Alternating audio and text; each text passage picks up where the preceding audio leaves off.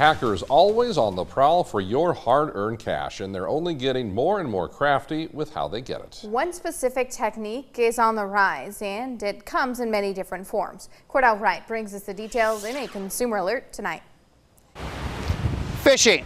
For most, it's a beloved summer pastime, but for those hunting for your sensitive information, phishing is done with a different kind of bait.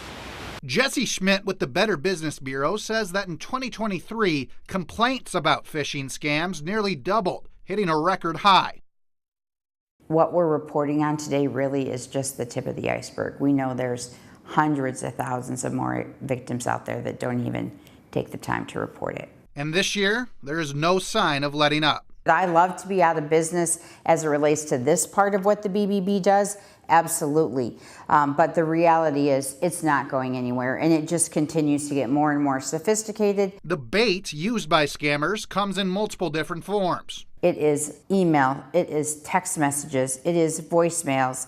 It's everywhere, and all spawns of the same thing. The emails and texts will pose as a business that you're familiar with, such as your bank or even a streaming service, and they include an urgent call to action. They can get you anxious, telling you that there's been a compromise, right? That your account information has been compromised. Or they can tell you that there's a special limited offer. Businesses are also susceptible to phishing scams, and oftentimes there's much more at stake. You have to make sure that you've got good antivirus out there, that you've got good policies in place, because you can invest the most money in technology and all of those things, and if you don't have good policies to back them up, it's really a waste of technology. And while it may be too late to stamp out phishing schemes entirely, you can still help others avoid being the next big catch by reporting it when you see it.